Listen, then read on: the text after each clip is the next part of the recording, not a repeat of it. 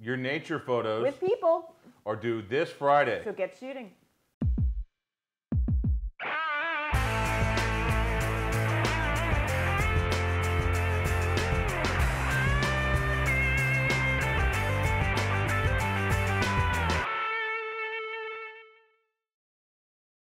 Hey everyone, welcome to Keep Shooting Monday, number 71. My name is Greg Cazillo from Cazillo.com. I'm Kathy Azar from Kathy Azar Photography. You have until this Friday the 30th at 5 p.m.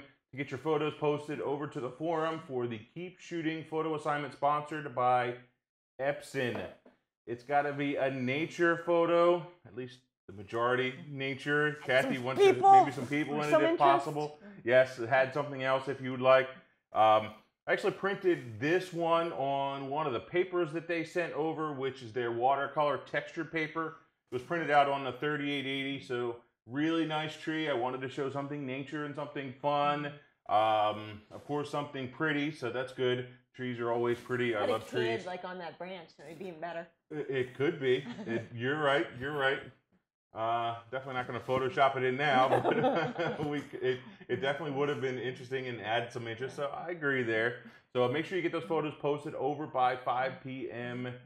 Eastern, and then we can talk about it. And not for the competition, but if you would like to post some military pictures on this Memorial Day when we honor those we've lost and those who have served, we'd love to see some of those too. I would love to shoot a homecoming, military homecoming. So if you have some of those that you've done in the past, feel free to share them with us on this day. Agreed. That would be great. So get them posted so that we can have some really awesome winners. Send you 16 by 20, send out 11 by 14s for all the runner-ups that we choose. And we have no limit on the number of runner-ups. So if you have a great photo that you took, by the way, it has to be taken since this contest started, not from like 2 years ago or something. Because the goal is for you to keep shooting and get out there and do more and more. And do something new. Exactly. So, yeah. So there's some new stuff that we found this week. The first one is catalog tips. Indeed. You tend to know a lot more about Lightroom and the technical side of stuff. I just want to know how it works and use it for what I need to. And you want it to be fast. Exactly. I want it to be fast. So the couple things that Matt K posted on this site was Lightroom catalog file is a physical file on your computer. If you ever want to find it, just go to your catalog settings under the Lightroom menu on a Mac or the edit on a PC. Look under the location section. It'll tell you right where your catalog is stored, because sometimes people can lose them. Yep. You can double click a catalog to open it when you find it on your PC. Catalogs are cross-platform, so that's interesting. It'll work on a Mac or a PC. It will. I've actually done that. So you just take your external hard drive to somebody else and you can open it up on Lightroom. Yep. That's great. You can store your catalog on an external drive if you use multiple computers. That's kind of what we just talked about, and that's what I do too. I have my stuff on an external drive. If you use multiple catalogs, you can tell Lightroom which one to automatically open, which that I did know. And there's an optimized catalog feature in the file menu. But you had said when we were talking about prepping the show that it automatically does that if you back up. When you back up, it should automatically, it should automatically do that when you do the backup. I don't know if it's an option or if it just does it, but it is in there. As far as the catalogs are cross-platform, but when you go from Mac to PC, the images, it may not be able to find the images correctly. So you may need to repoint to a new location of where the images are stored if you need to work with the originals.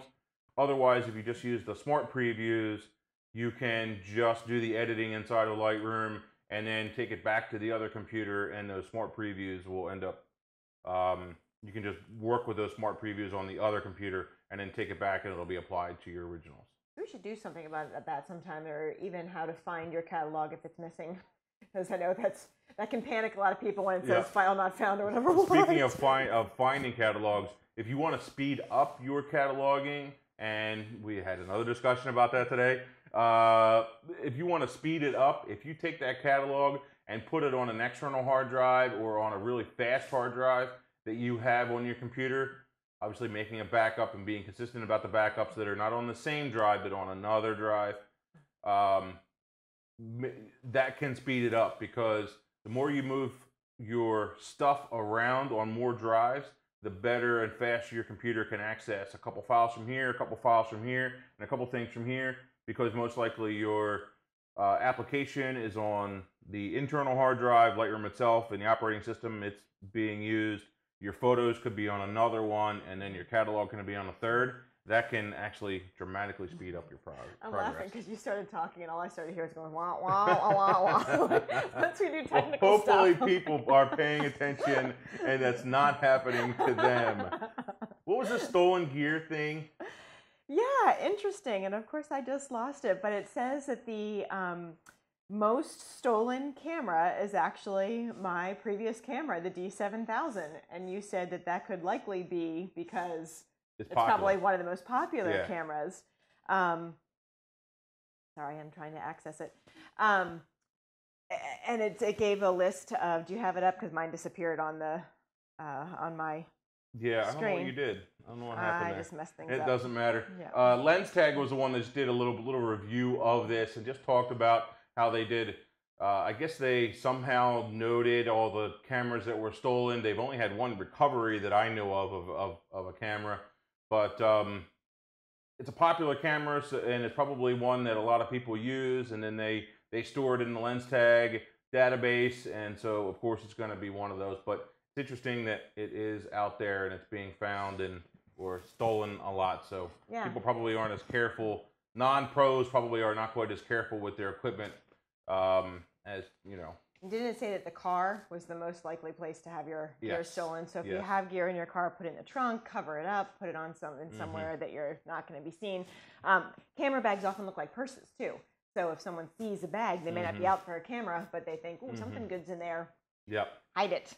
So and even things like, I think weddings were a place that it was stolen. If places where you're going to leave things. Couldn't imagine somebody stealing a photographer's equipment from a wedding. I just could not imagine that. People are crazy. Yeah. Oh well. And they know it's worth gear. They know it's worth money. So True. They can. Good point. Good point. Another one from Lightroom Killer Tips this week from Matt Kozlowski. This is great. Matt, I hope that I said that right. Anyway, I'm really big on keyboard shortcuts. I described this the other day to another photographer. I said, my right hand is doing so much work, and my left hand is sitting here doing nothing, and I like to have it do something, and that's why I use keyboard shortcuts a lot. So this is actually a nice little website that shows you all the different shortcuts on a lot of different applications, from Photoshop to Lightroom. I think there were a few more in there. The big point that Matt said was, and I like this, was take a screenshot of that page and print it out and put it on the wall next to you or on the desk next to you, so that you can actually look at those and remember those. Because the more you use them, the more you do them, the more you're actually going to apply them. Saves time too. Much quicker to. It is much quicker, and it actually makes you feel like you're using the computer faster.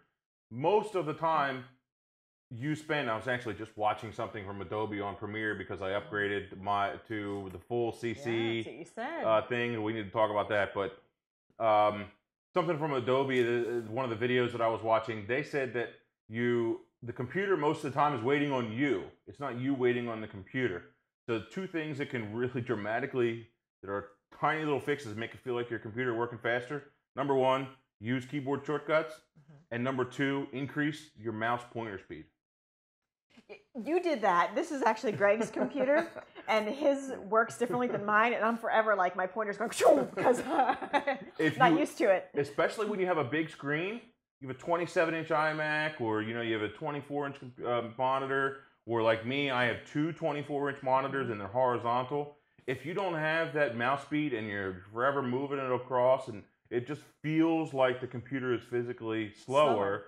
But it's because your input of those commands are slower. So is that under preferences for your mouse changing I will look it up and I will put it in the post. Because I think we've talked about that long enough. So thanks, Matt, for posting that over there. This 10 Commandments video, I sent it over to Kathy, and she watched it and she liked it. Adam Savage is one of the co-hosts from Mythbusters. And he was at, I think it's called the Maker Fair or the Maker something. And Kathy has a couple of points that she wanted to make. He's hysterical, and his points are on creativity and making things, but it can apply to a lot of areas of life. And of course, photography is all about creating things. So and Adam, quick point about Adam. Adam and Tested is their channel. They have They have a YouTube channel. They have They have a podcast. They do a lot of videos, but they're actually physically making things. Us as photographers, yes, we're creating images, but we're not doing as much physically creating. Well, we're not putting hammer to nail, but it's still the whole process of creating. And that's why these things apply. And so his first tip, I think, is so important. Make something, anything. So for us, shoot something, anything. So that's where you always keep shooting. And that's so important because it doesn't matter what you're shooting. You're learning your camera, you're learning your gear, you're learning your lighting, shoot anything. And his other point is start right now. I'm a perfectionist, and my husband likes to say that I don't want to do it unless I know I can do it perfectly. So getting out there and just doing it and learning is huge, which ties into his another point. I'm going to skip over a couple of them, is failure. Recognize that discouragement and failure is part of the project. That's his number 7. And you say that all the time too, is you're going to have to, you learn from your failures sometimes more than you learn from your successes. So you know what you did wrong, and you're not going to do it again, hopefully, if you learn. Ask for help, advice, and feedback, even though it makes you vulnerable. As adults, he says, we don't like to ask for help and don't like to ask for feedback. I've been asking for a lot of help this week, and I want to thank George and DJ again for more audio help this week. I hope that I'm finally getting it right. I'm not an audio guy, so I apologize on that. I wish I knew someone in the area, and if there is someone in the area that can help with our audio, come to the studio, get it set. That'd be awesome. But I'm not an audio guy. I'm a photographer, and I'm just winging this whole video and audio thing. You've been spending a lot of time on the backside, learning and working and trying and practicing, which is that grows your skill set as well, because like you said, you're a photographer and you're constantly learning there too. So the sound part is another aspect of that. Share. We talk about this here all the time. Abundance mentality, I call it. He calls it the sharing economy, which you said comes from Gary Vaynerchuk. Yep. Because even though you think your idea is so unique and creative, you share it, and someone might tweak it a little bit and give it back to you in a different format, and again, you're going to learn some more. The last one, make things for other people. It brings people pleasure and shares the story. Because he says the thing that separates humans from other creatures is that we use tools and we tell stories. And when you make something, we do both at once. And my big love of photography ties into the stories that it can tell. And even I was telling you, I did some real estate pictures for a realtor. Yesterday? Day before yesterday. All these days are blending together. And it was just real estate pictures. But I talked to everybody. I talked to people in the grocery store. And just the stories that I learned from this family were so touching and warm and loving and wonderful. It was so great to connect to people. So it took me 2 hours to do And it's always better if you can talk to someone and have some kind of a connection rather than just walk in, okay, smile, click, click, and walk out the door. Absolutely. Definitely. So those are my favorites of his top 10 tips. But it was a good video. Highly recommend watching at least the first, 10 minutes, 15 minutes? First 10 minutes has his tips, and after that it's questions. But it's very worth the time. Yep, and Adam and Tested, highly recommend that channel. They get a lot of views. If you're not already watching it, I'd highly recommend it. The next thing I wanted to talk about is this Adobe Lightroom 6 wish list. Adobe has not announced Lightroom 6 yet. I know nothing about Adobe Lightroom 6.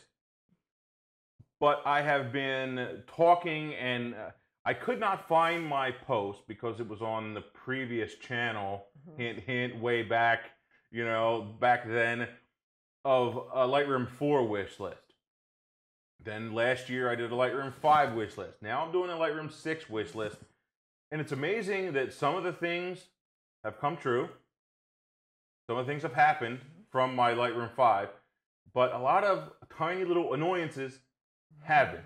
They have not been fixed yet from Lightroom 4 to Lightroom 5, and I'm hoping that they'll finally fix them in Lightroom 6. So let's see. First one, double click when you're opening the catalog on the PC. That's annoying. This you have to do it on Mac too. Yeah, I was wrong about that because I mentioned that, and that I thought that on the Mac you didn't have to do that, but it's the same.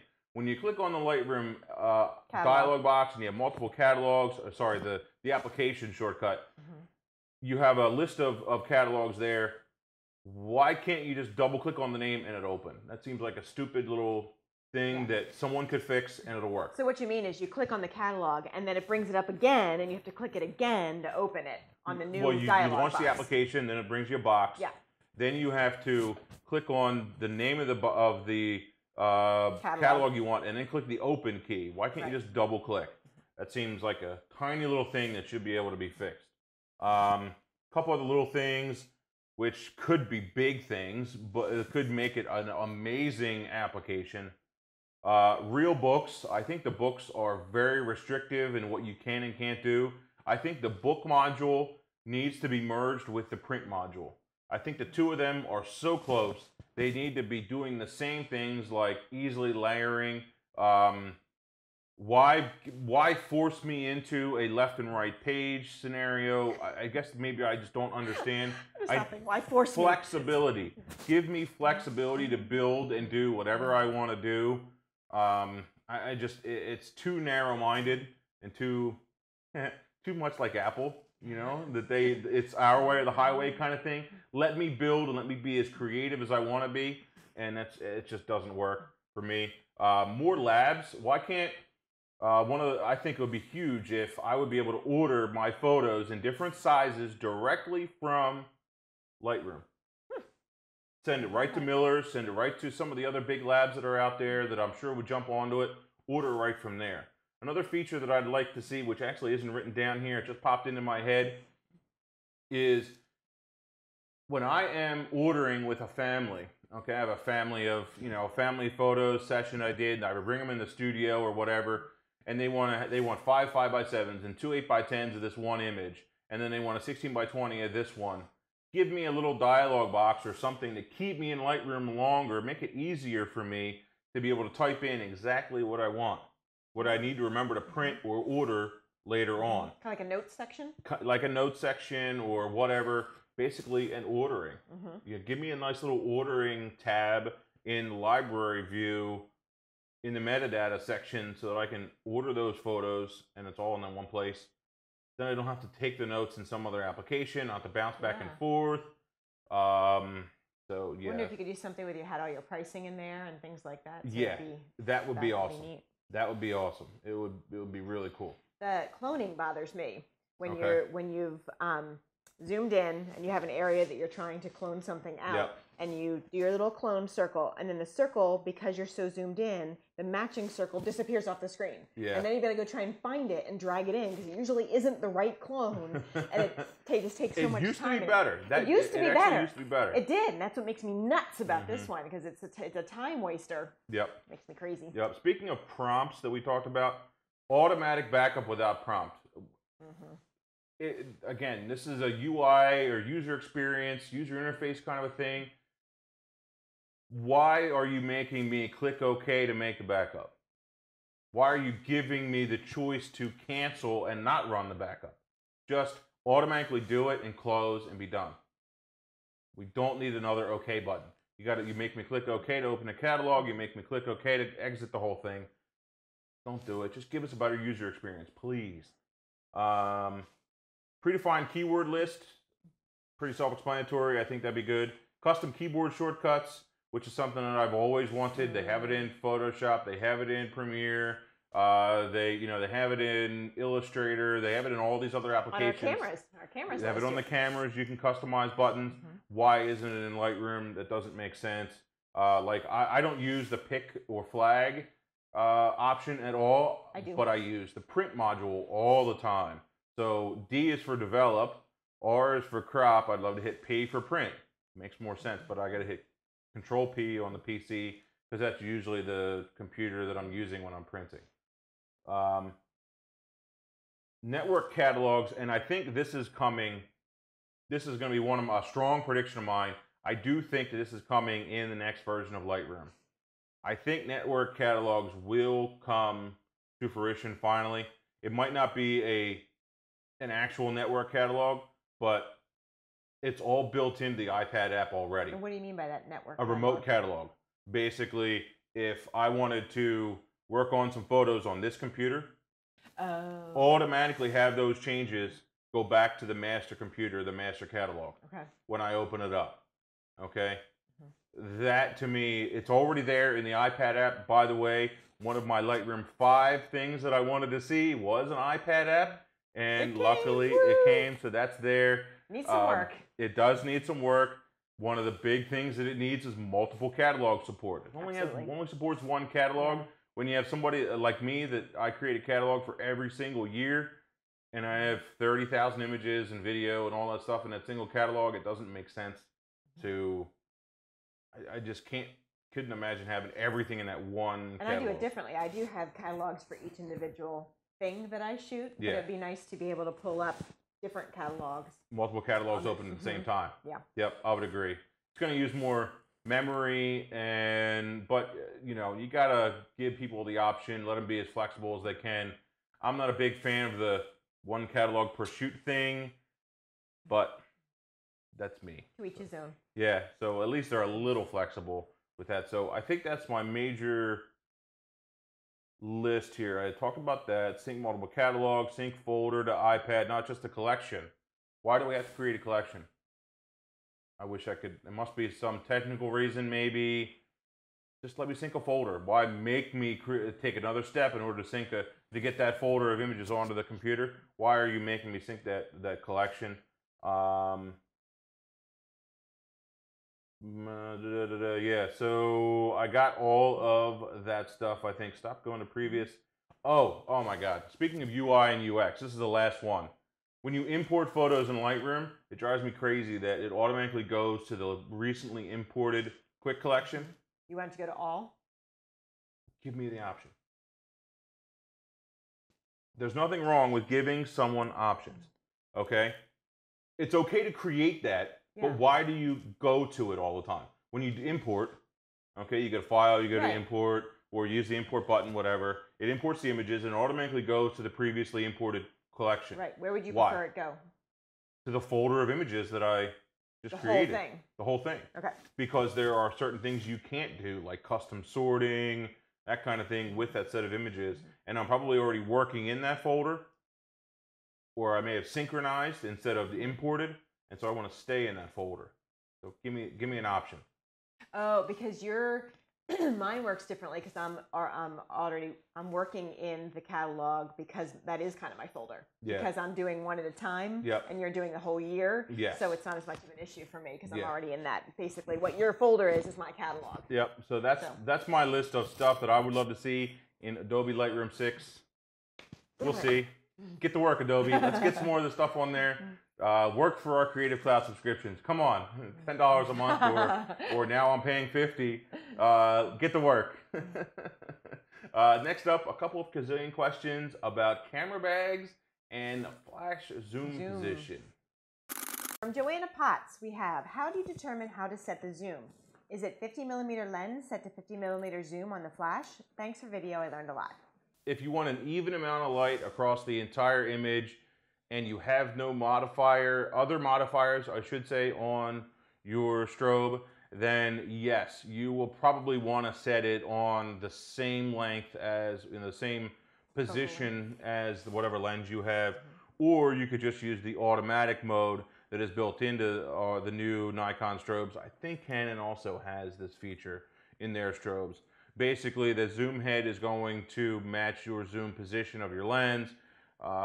So yeah, that's the way you want to go.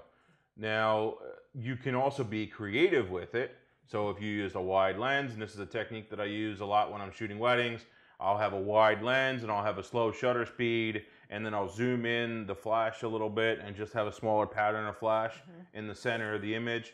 And that is only going to light just the people in the middle of the image, which it's a fun technique, and it's something that I do a lot just to try to make the reception photos a little bit nicer, and so I'll often do that. Is that just on manual setting, or can you do it on TTL too? You can do that on TTL because at least on the Nikon strobes, you can set your automatic zoom can be turned off on any mode. Okay. Turned on or off on any mode.